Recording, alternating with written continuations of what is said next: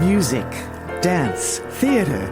It's time to take a seat on the aisle with Tom Alvarez. Hear from performers, producers, presenters, and creators who enrich our lives in the performing arts. Who's on stage? Here is Tom Alvarez to introduce you.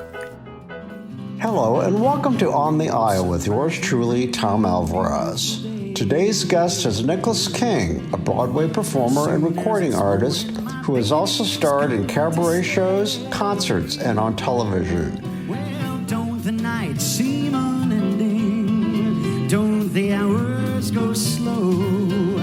Seems I've been waiting for heaven knows how long. Have some pity and hurry up, sunrise. It's time for the rooster to crow. Time for this heartache to wake up and get up and go. You're listening to Nick King singing Hurry Up Sunrise, recorded live at Chelsea Table and Stage in New York City. Join me now as I go on the aisle for a conversation with Nick. Hurry up, sunrise, bring me a beautiful day.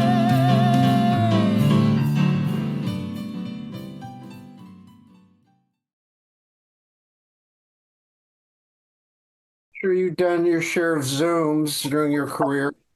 How was COVID for you, by the way? Oh, it was a ball.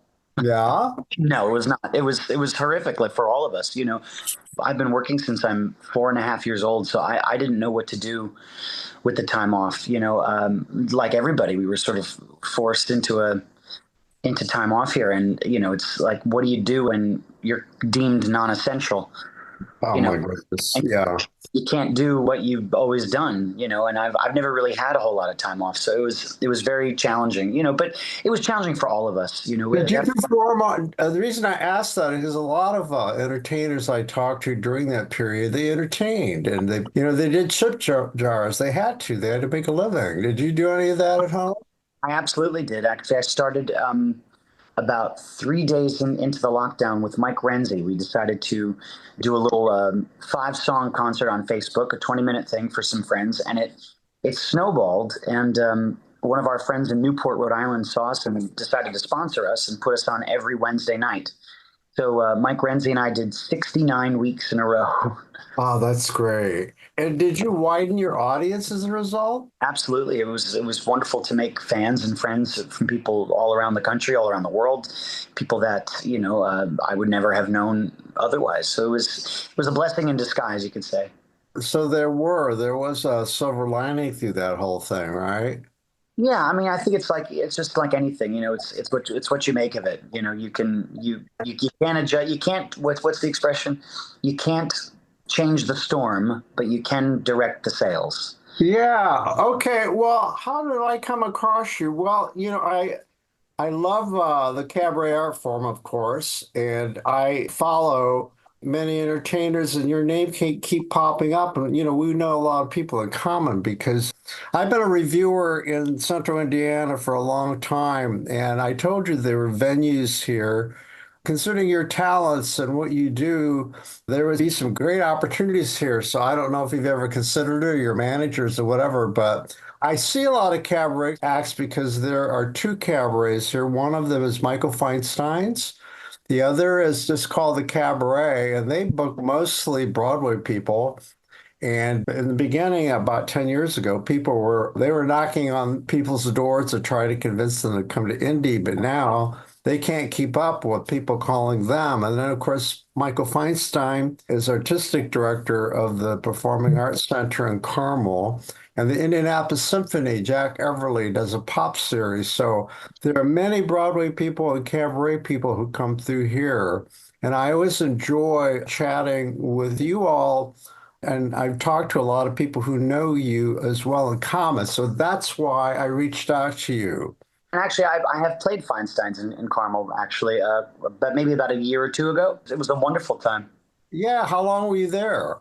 Oh, just about a day or two. It was on a little tour. And so I think I was coming from St. Louis, and I ended up there. And then from there, I went to Chicago. And then from Chicago, I think I went to Wisconsin. I don't remember all the specifics, but it was quite a blur. That was Okay, well then you know all about Indianapolis, or at least you know about that club in Carmel, yeah? How was it?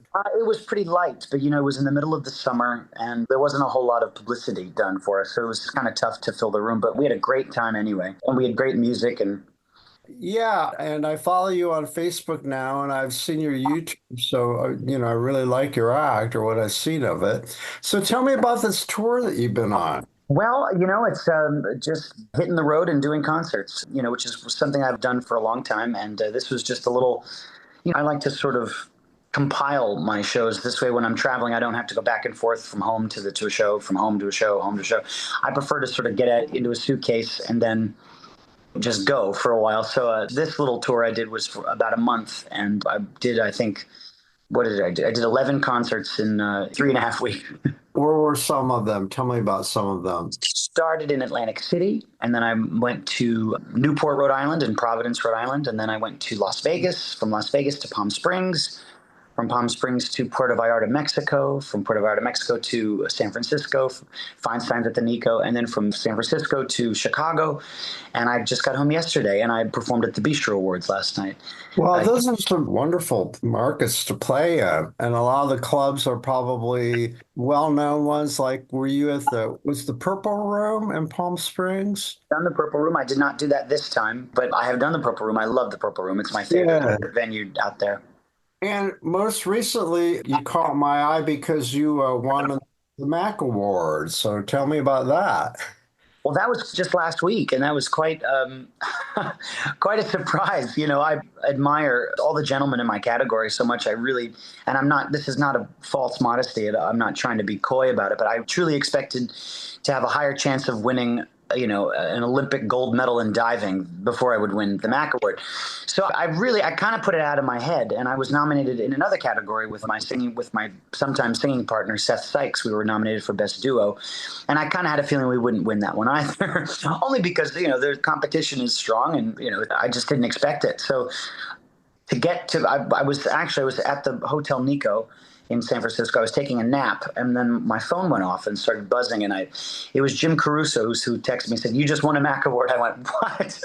I started laughing so hard because I truly didn't expect it. And then I laughed even harder because I told Seth Sykes that if I were to win, would he be my proxy and give a little speech for me? And I wrote a couple people's names down and said, "You're not going to have to do this, but just in the rare case that you do, here are some people." And then I started laughing because I was imagining him just being so surprised and jumping up on the stage and fumbling through a speech. So anyway, I was wildly flattered and incredibly and deeply grateful for it. I did not expect it at all. And I was, all by myself in a hotel across the country. So I decided to have myself an Eloise night, as I called it, in the hotel. I drew a bubble bath. I ordered room service. I ordered an ice cream sundae. I rented a movie, and I just hung out in my hotel room and just enjoyed that little, moment. I haven't taken a bubble bath since I was 10. So it was a wonderful way to celebrate the night. And then Seth called me, all the information and all that stuff with Glenn Kelly, our friend, the Broadway orchestrator, and we just laughed. I laughed for probably hours because I just was so dumbfounded, but I was so grateful and so happy to hear the news. And I'm going to find a nice spot on this shelf to put it. For our listeners, I wanted to point out that this is a Zoom call. And where are you right now? Where are you based? Is this your home? My home, yes. I live in Brooklyn, New York. Oh, in Brooklyn. Okay. And how long have you lived there? About 3 years. And have you always been based out there in the area, the New York area? Kind of, sort of. I'm from Rhode Island, so I've spent, the bulk of my time in Rhode Island. But when I was a kid and working on Broadway, I had an apartment in Midtown, Manhattan, sort of bounced back and forth and, all around. And then I lived I moved back to New York permanently in 2017, where I moved to, 17. I moved to Westchester County. Mm-hmm. I was in for about 5 years, and now I'm down in Brooklyn for 3. So tell me about your childhood and the business. Well, what do you want to know about it? Well, I want to know, you said Broadway. What did you do on Broadway? Well, I got my first job in Disney's Beauty and the Beast. I was Chip the Teacup for quite a while. They told me I was the longest running Chip the Teacup in Broadway history, which was a nice accolade to receive later on and go, well, that's kind of cool. I don't know how popular that makes one, but but regardless, it's a nice moniker to have. So yeah, I mean, I started working when I was 4.5, doing commercials and television and cartoons and voiceovers and all that stuff. And so I only knew from TV for the first 4 years of working, and then I went to see The Sound of Music on Broadway with Rebecca Luker, because a friend of mine was one of the Von Trapp girls, and she invited me to go see the show, and that kind of changed my life because I'd never seen a Broadway show with kids before. And it sort of stunned me. And I remember driving home to Rhode Island, my mother driving, I was in the back seat, obviously at 7 years old, and saying to my mom, I really want to do that. I really, really want to do that. So she placed a call to my agent, and my agent said, well, we'll send him out on stuff. And my first audition was for Beauty and the Beast. And I remember the audition was at 2:30 in the afternoon. And I was over by 2:45. We got back in the car, drove back to Rhode Island, and by 4 o'clock we were driving through New Haven, and the phone rang, and it was my agent, and she said, "Well, he got the job." So I started about a month later in Beauty and the Beast, and that began, a 4-year Broadway stint, doing a few shows, and living in Manhattan and working on Broadway, and working with some really wonderful people, and so I'm very grateful for that chapter. Let's take a break to listen to Nick King, accompanied by Ted Firth, sing You Are There, recorded live at Symphony Stage in New York City. Tonight, with the exquisite and marvelous Mr. Ted Firth, we would love to tribute Mr. Renzi today. Mike taught me this song. He recorded it with Blossom Dearie, and we figured it would be the perfect way to tribute him this evening.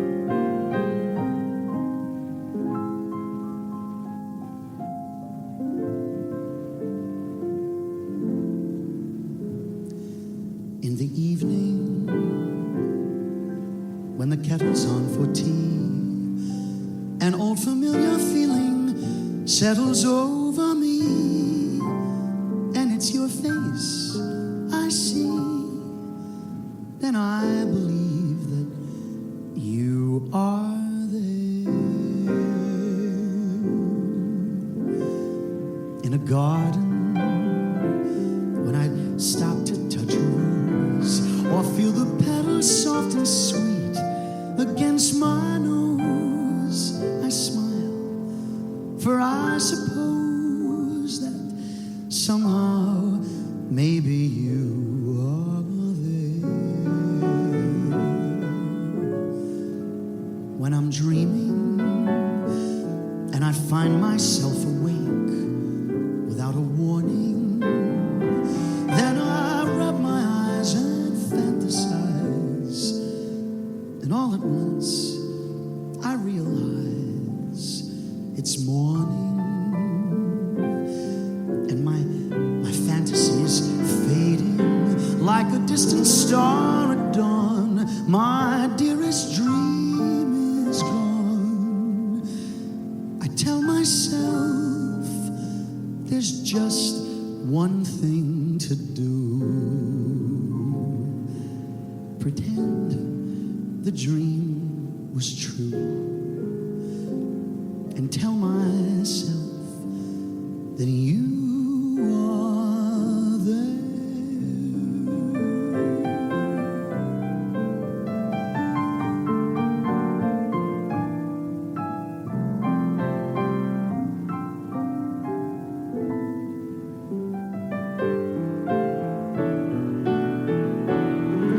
When I'm dreaming and I find myself awake without a warning, then I rub my eyes and fantasize, and all at once I realize it's morning,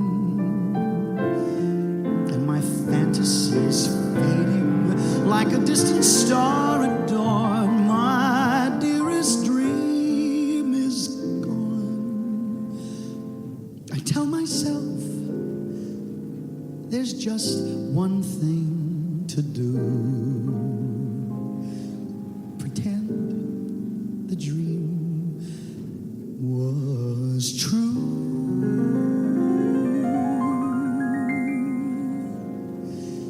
and tell myself that you are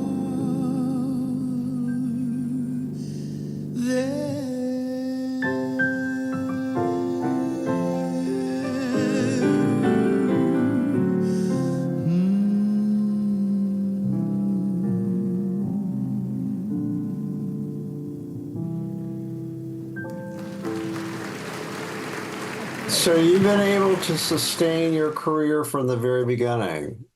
Yes, fortunately. It's very fortunate. You hear all of these horror stories about child actors, falling into unfortunate circumstances for whatever reason. So it's nice to hear a story such as yours when you've been able to stay with it and keep working. Yeah, I think I was sort of shielded. I didn't really go through all the negative stuff that I know that other people have. I didn't know that there was a dark side to show business until I became an adult. I didn't see or witness anything that messed me up, so to speak, quote unquote.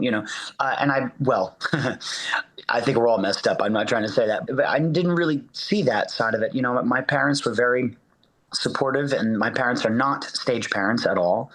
So there was none of that competition, none of that ambition. I've never really been an ambitious kid. I've never been an ambitious person, which I know seems kind of contrary to being in show business, but I've always categorized myself as being highly industrious. I'm an industrious person. I've never really been an ambitious person. So I've never looked at wanting to be the best or have to do this thing or this is going to be the project. I've just always wanted to work and I've always wanted to do a good job at what I'm doing and just stay busy. And luckily, I think when you have that perspective, you're never really disappointed because every gig, every show, every play, every project is exciting because you're following your passion and your craft. And I think that has helped me out tremendously to avoid. In your act, do you share these personal experiences about your background? Or I know, but performers I've seen, there's a little bit of everything. A lot of people like to be very personal. A lot of people like to talk about their careers and a mix of their personal anecdotes and such. And what's yours? What's your formula? I don't really have one, to be honest. I tend to not really go into too many personal things on stage because I find that people want to be entertained. People want to disappear for a little while, and I don't know. I've always felt like also, I'm only 33 years old, and I feel like I kind of need a few more miles on the car before I can start doing some more deeply personal stuff. So I tend to sort of stay away from it for the most part. This year marks my 30th year in show business. So because of that, I have tailored the show around some stories and, certain things that for the first time, I've never really done something like this, telling stories about growing up, with certain people and shows. Well, that makes sense that you're still living your life and acquiring. And I don't want people to think it's inauthentic or to think that I'm, being showy or whatever. I'm very cautious and concerned with that. I want people to enjoy themselves and not think, oh, well, I never want it to come across as smug or showy. It's an interesting line to have to walk because if people don't know you, you don't want them to get the wrong impression, Oh, yeah. So how do you choose the songs that you want to sing? And how do you go about doing that? What's your formula there? I try to find songs that tell interesting stories, because I started, in acting. So I do consider myself an actor kind of foremost. And so I approach every song that I do through the lens of a story.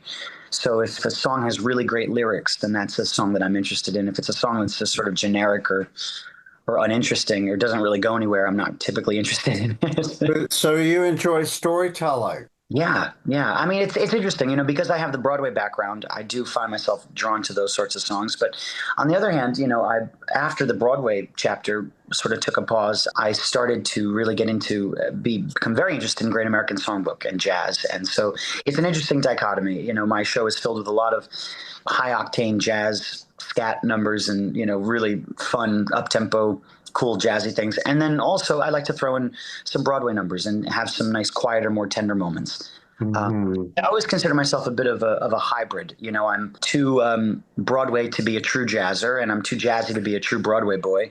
And I'm not completely in the cabaret world, but I sort of fit in all three of those little worlds at the same time. So I always consider myself a bit of a hybrid performer. Well, that's versatile if I've ever heard the definition right there. You can do it all, it sounds like.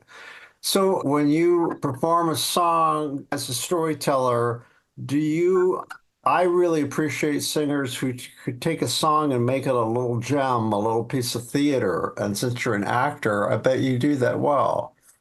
Well, I hope I do it well, but that's certainly my intention. You should come see me sometime. Well, I was especially interested in the Mac Award because I do try to get to New York at least a couple times, once a year at least, to review stuff and see what's going on. And Jim Caruso's been on this podcast, and a lot of performers have come through, but I don't know how I missed you. But that's why we're talking. I wanted to get to know you, and herein I will follow you, so I'm sure we'll cross paths at some time. But who are some of your influences? Let's talk about jazz first of all. Who are some of the singers that have influenced you over the years? Oh gosh, well, the cream of the crop. I think of Mel Torme and Ella. I think always goes without saying, but of course I'm drawn to Blossom Dearie and Carmen McRae and Sarah Vaughan. Blossom Dearie, I love her. Yeah. Okay. I've always had a real taste for singers like that, singers who choose really interesting material. Anita O'Day. I love Anita O'Day. And of course, getting into the sort of mix of people like Sandy Stewart, who I'm just nuts about, who I saw last night at the Bistro Awards, and Mimi Hines and Edie Gourmet and all these, great belters and great singers. Those are the people that shaped me, Mm-hmm. And how about Broadway? Well, yeah. I remember my grandmother playing me a Barbra Streisand record when I was like 5 or 6 or something that she did at Madison Square Garden, and one of her live concerts. And I just was crazy about it. That whole sound, So, between Barbara and your typical ones, Liza, Sure. Carol Burnett, and I mean, all these great singers, great voices, great performers, Yeah. Well, I couldn't let you go without hearing your stories about Liza because I saw your photos with her and I thought, oh my goodness. So tell me about that. Yeah, I've known Liza basically my whole life. Mm-hmm. My grandmother would become her vocal coach at a certain point, and help her get vocally back to, her vocal power back in the early 2000s after some health issues. And then, I've spent a lot of time with her. And I remember one day she called me and said, "Hey, kiddo, I'm going on the road. I need an opening act. Can you do 20 minutes?" Wow. And I was 11, and I said, "Sure. I don't know what that means, but I'll figure it out."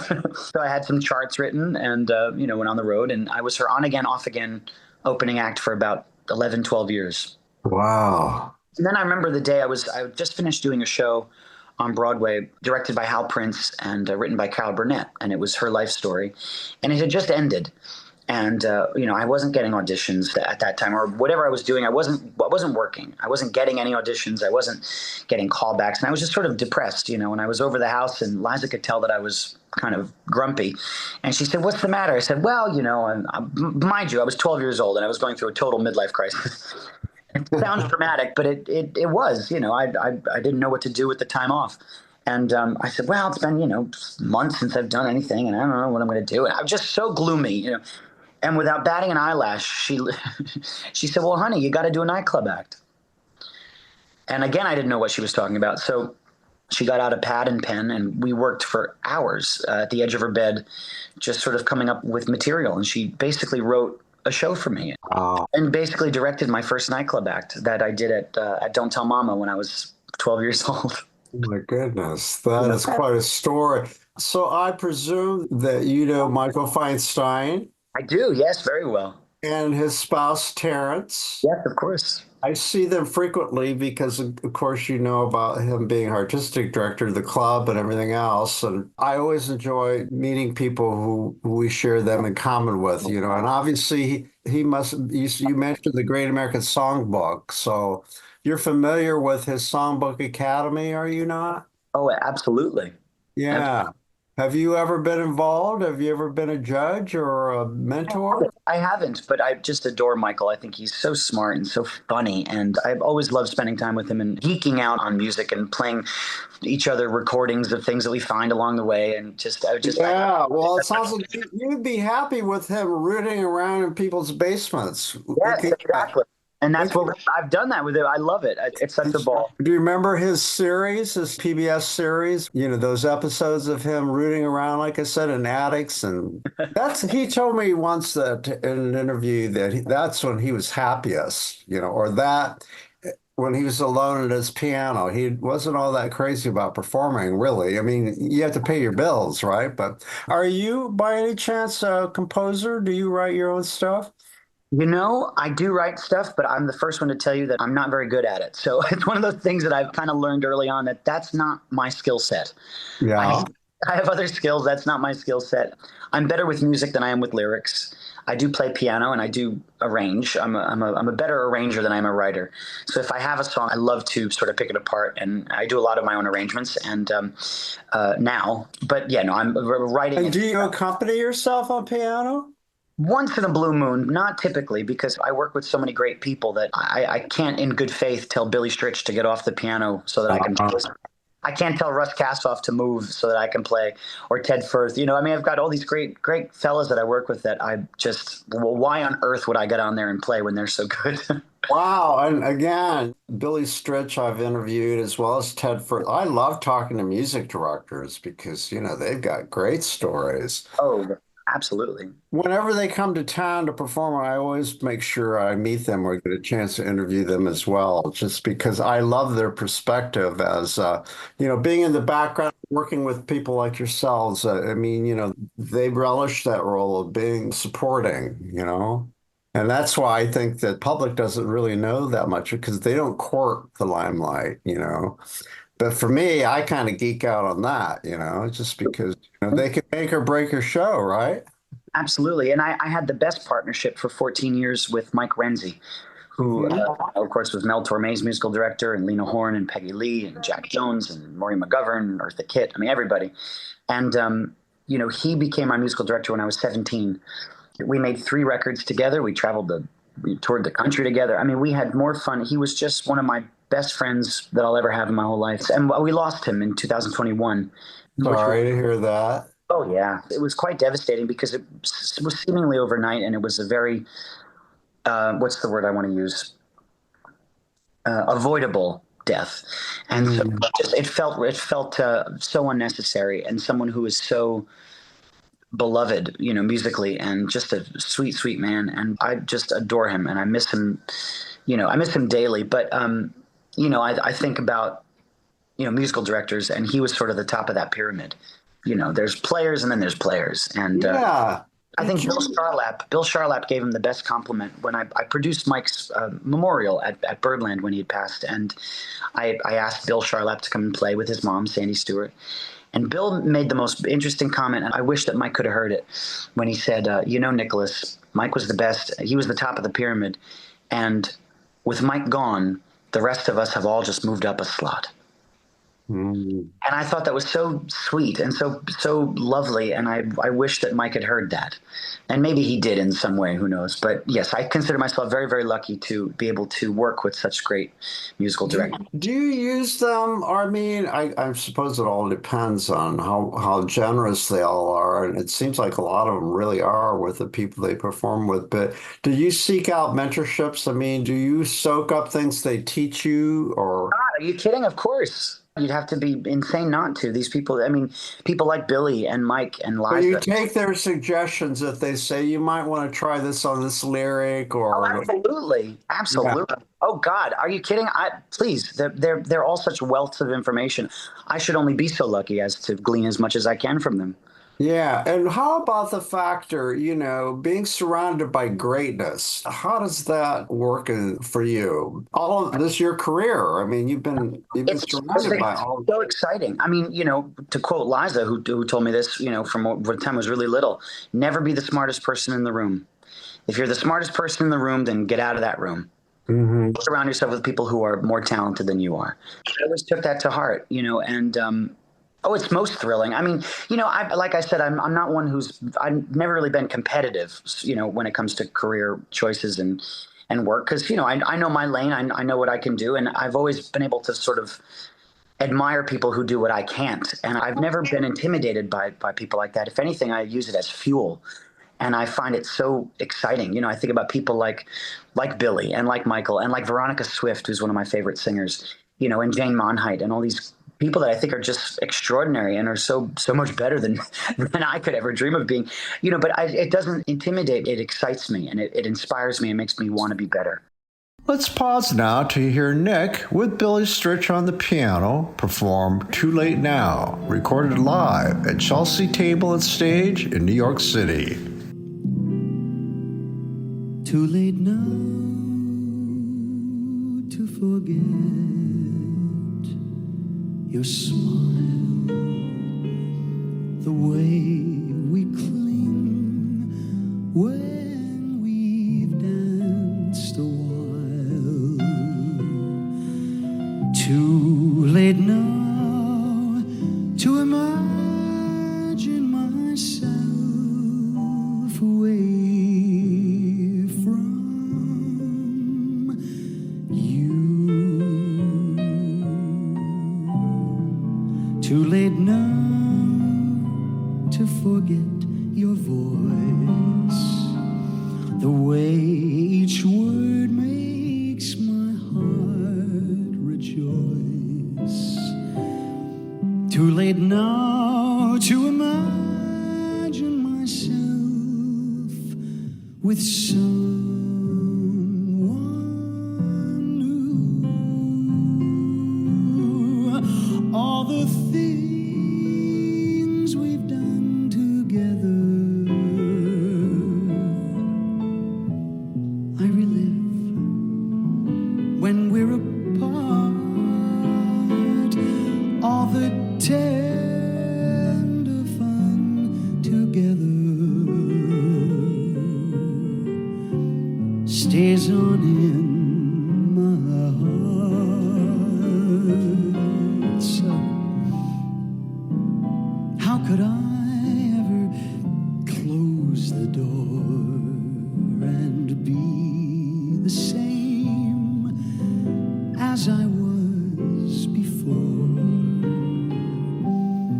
Darling, no, no, I can't anymore. It's too late now.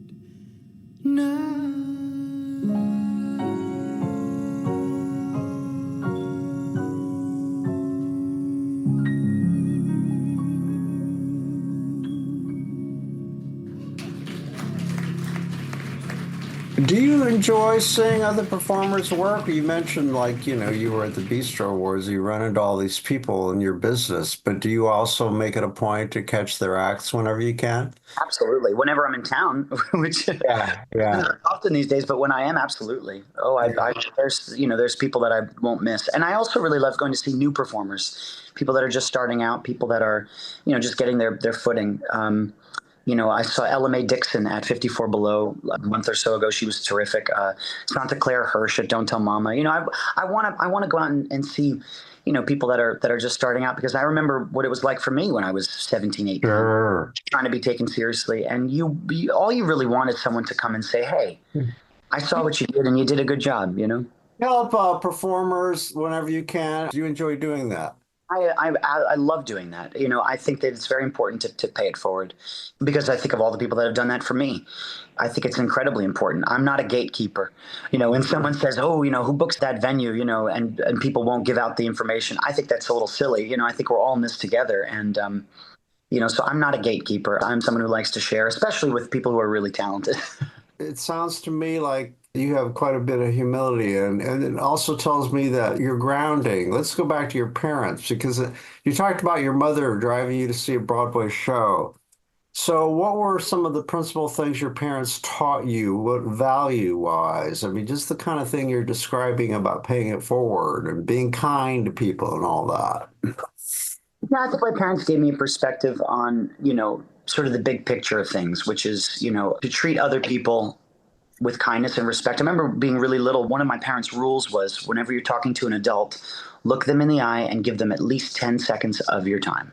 Wow. You're a little kid. When you're a little kid, you always want to run everywhere else and you're looking. Yeah. No, shake their hand, look them in the eye, and talk with them for at least 10 seconds. And of course, I just felt, I responded to that very well. And adults always became my friends before kids did. But that was one thing. And the other thing that my mother and father always told me was, nobody likes a big shot.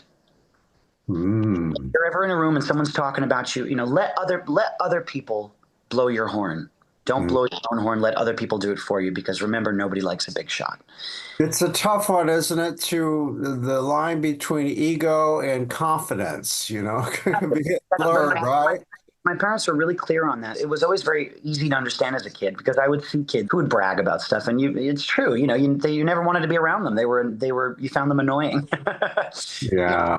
I think that went hand in hand too with my mother telling me one time, I think I got a little too big for my britches at one particular stage in my life. And my mother said, we don't have to do this. She said, we can go back to Rhode Island tomorrow. And she said it it wasn't in a mean way, but I remember her saying, there are about 800 other Nicholases right around the corner that will take this job if you don't want to do it. You're not going to do it right. Yeah. That wasn't meant to be mean, and it was not hurtful, but it gave me perspective to say, oh yeah, I'm not all that hot shit. Yeah. Were you an only child? I'm an only child, yeah. Yeah. Hey, wow. That's even more. But it gave me that perspective to say, well, I'm not all that. I mean, I do a good job at what I do, and it makes people happy. It makes me happy, and I can do a good job. But if I ever start to get too big for my britches, there's 800 more of me just around the corner that will fill my position. And to not lose sight of that. And I'm very grateful to my parents for giving me that perspective, because I think that's sort of kept me, like we said earlier, from being disappointed when things don't go your way, or if you don't get the job, or you don't get the gig, or someone else gets it. I remember there was a friend of mine that he and I were always going out for the same parts together.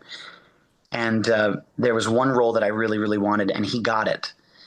And I was kind of bummed, because I really wanted this role. But my mom said, isn't that so exciting that your friend gets to be on Broadway now?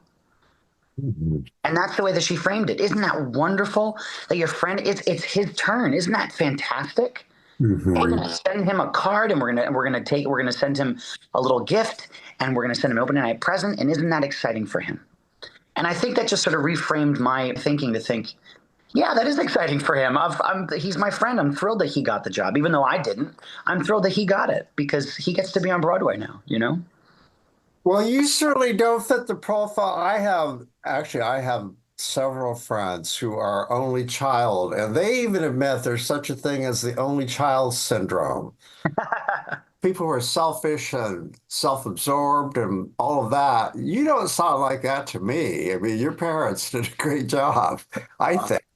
Well, I love my parents very much, and I hope that I'm not self. I mean, I think we're all self involved. Sure. You kind of have to be when you're a performer. You have to be aware of yourself and, Yeah, of course, of course. I've always said, when I'm on stage, get out of my way.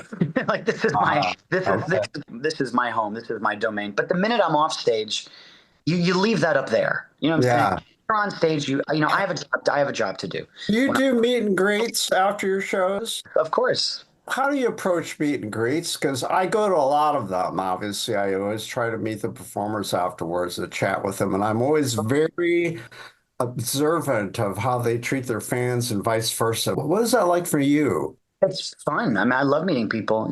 I'm not the type that after a show I run away and sequester myself to my hotel room. No, I like to hang out. I mean, it can get a bit awkward because, you're sitting there listening to people compliment you. And That phenomena, though, I mean, don't you agree that people kind of change in front of you? They get nervous and they just get flustered, and it's kind of a compliment, isn't it? I mean, it is a compliment, but I think it's very important. How do you set them at ease, or do you do that? You make a point of that? I learned from when I was, little, I did that show with Carol Burnett. I learned from Carol the way that she handled people. And it always stuck with me that, because we spent so much time together that I would see people come up to her constantly. And the one thing that she always did that I try to do all the time myself is when people say to her, now granted, I'm not comparing myself to her at all, but just I employ the same thing, that when people are gushing to her about how, oh, you changed my life. I watched you every Saturday and you were this and you were that. And she always is very gracious and says, thank you. And then she goes, now tell me, what do you do? And she just spins it on to the other person, and she gets them talking about themselves, and it makes them feel important, in that sense. And I think it lets people know that, that she is interested in other people, and she's not just interested in hearing things about herself. And, because that can get old sometimes, you want to talk about other people, and so that's what I try to do. Whenever people are talking to me, I accept the compliments, and then I try to learn a little bit more about them. It seems like that's resulted in that you have some pretty loyal fans, do you not? Yes, I do. I'm very lucky. Do you have people who literally fly around to come and see you? I have a few. Yes, I do. That's cool. That's so Marilyn May is like that. She collects people everywhere she goes and always has, and one of the wonders of the modern world. Yeah, yeah. And I presume you also know Marilyn. You all know each other. Of course, absolutely. I just saw her last night. Oh, where did you see her? I saw something on Facebook. She's at the bistro. Very active.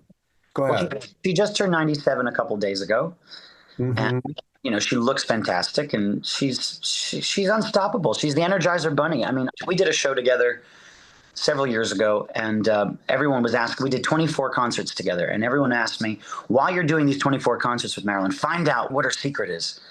Like, yeah, okay, right. Like, she's going to tell me. But what I learned in that month of concerts was that the woman doesn't sit still. She is constantly moving. She's constantly singing. She's constantly thinking about music and with her students and making art and making, business. And I think the fact that she doesn't sit still mentally or physically, we'd finish an 8-show week and I couldn't wait to go to bed, or go home and sleep after 8 shows in the week. I'd wake up the next morning and look on Facebook. She went to some open mic in Boca Raton or something like that. And I thought, how does she have this energy? You know what I mean? Oh. But on top of that, she likes to tell the story. She did a master class here, and I had the fortune of attending. And she teaches her students never use a stool. You're there to work.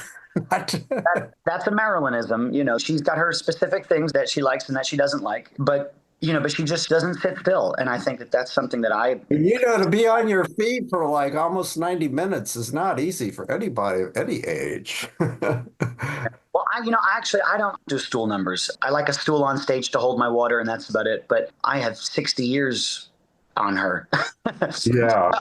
Yeah. No, I mean, if that's the thing about Marilyn, she doesn't cut corners, and that's something that I admire about her. She doesn't cut corners. She doesn't take the easy way out. She constantly pushes herself to a certain standard of excellence, and that's something that I admire. She's never let that slip. At 97, she's even more committed to the excellence of what she does than ever, and I just think that's very admirable.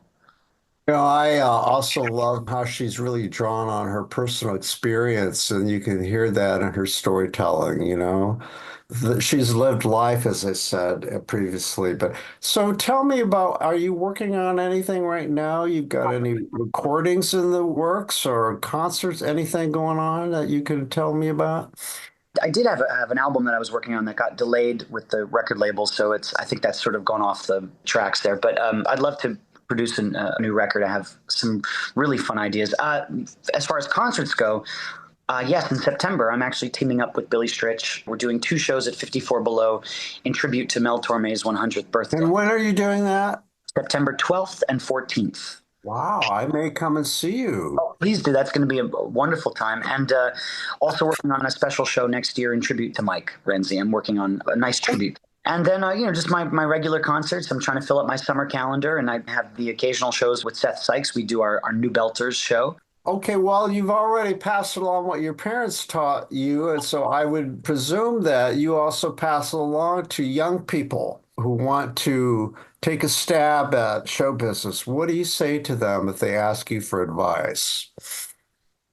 Well, I kind of pass on the stuff that, I learned from Liza and from my parents, which is never be the smartest person in the room. Always surround yourself with people who are better than you. And just to keep a balanced perspective, that there are hundreds of you just around the corner, and I think that when you have that perspective, that just sort of keeps you grounded. This way you don't feel disappointed when things don't work out. And then this way, when things do work out, you can celebrate them as a good victory. You never really graduate from this. And you can always learn, and you can constantly hone and work on your craft, no matter what your age is. How about interests? Do you have any other interests other than performing and show business? I hate to say hobbies, but what are some of the other things that you enjoy doing? I don't have time for other things. Right. I mean, I've always been fascinated by psychology, and I always felt if I wasn't a musician or actor, I'd be a psychologist. But I suppose it's sort of similar then to acting, because you are getting into the minds of someone else. You know what I'm saying? In order to be an actor, you have to inhabit the headspace of someone else. So psychology has always been fascinating to me. And during COVID, I took an online course at Yale because I was so bored to tears and depressed that I needed something to keep myself busy. And so I took an online course at Yale for psychology and loved that. So I think if the music thing ever should go away and I can't sing anymore, then maybe I'll become a psychologist or something. Something else is a favorite question of mine to ask folks like you who jump around or you're on planes on all the time. How do you like living out of a suitcase? I love it because you never need to decide what to wear. You've already packed it. So it eliminates the preparation time. You go, well, this is all I got, so I'm wearing this shirt today. I love living in hotels. I've been in and out of hotels my whole life. I love it. I'm one of the weirdos who really enjoys it. Why? Why not? The white bedding, the wonderful pillows. You don't have to make your bed. I know that. Exactly. You don't have to make your bed. The wonderful towels, the wonderful soaps that they use in the hotels. Yeah. So do you try to see the cities when you go there, the museum? Yeah. Oh, yeah. I'm someone who likes to go by foot. I don't like to drive around. I like to get out by foot and walk around and explore little nooks and crannies of towns and stuff. In fact, in San Francisco, just last week when I was there, in the course of 3 hours, I managed to put on 16,000 steps. I looked on my phone. I climbed Coit Tower. I went to Ghirardelli Square. I got my chocolate. I went to Pier 30 something. I don't know, whatever it's called. I went to Chinatown and had my dim sum. I mean, I walked the entire length and breadth of the town and loved it. Wow. Well, I could see you. You are the Energizer Bunny. Well, what a delight it's been getting to know you. And I swear I am going to come see you somewhere. What are those dates again? September 12th and 14th at 54. Tickets are available now, I would presume. They are. Yes, they are. What's your website for our listeners who want to find out more about you? It's officialnicolasking.com. But the only thing to remember is that Nicholas is spelled without the H. Okay. And are you on all the social media platforms? Like it or not. You have a YouTube channel and such? Yes, a YouTube channel, Instagram, Facebook, all that stuff. Well, again, thank you for agreeing to chat with me, and it's been a pleasure. Thank you so much for asking me. And I hope to see you live. Me too. Thank you. We'll close the show now with Nick singing A Change in Me from Beauty and the Beast, in which he played the role of Chip on Broadway.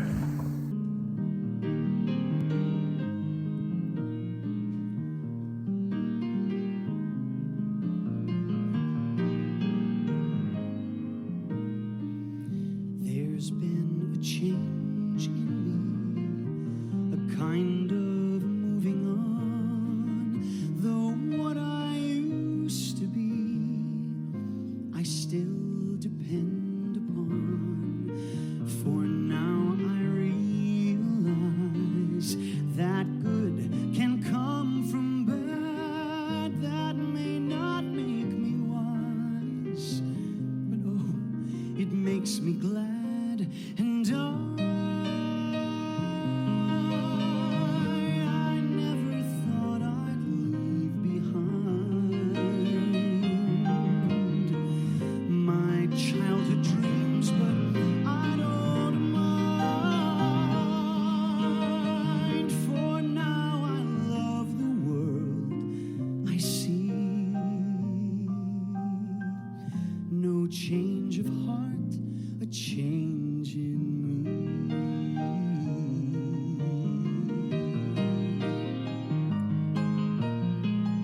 For in my dark despair, I slowly understood my perfect world out there had disappeared for good. But in its place, I feel a truer life begin, and it's so good and real. It must come from within, and I never thought I'd leave behind my childish dreams, but I don't mind. I am where and who I want to be. No change of heart, a change in me.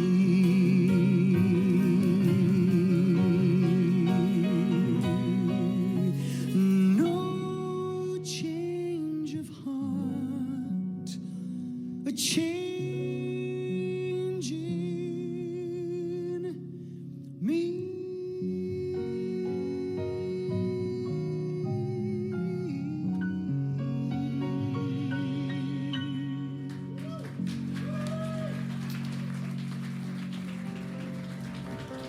Thank you. Our thanks go out to our media sponsor, Urban Times. Urban Times is a monthly news magazine which serves as the official neighborhood newsletter for 16 Indianapolis neighborhoods, offering news about development, arts and entertainment, and from the business community. Who will take center stage on the podcast next? Your seat on the aisle with Tom Alvarez awaits. Follow Tom on Facebook, Instagram, Twitter, and TikTok, and make sure to visit tomalvarez.studio. Watch Tom every other Thursday on Lifestyle Live on Wish TV, and make sure to listen every week here on the All Indiana Podcast Network.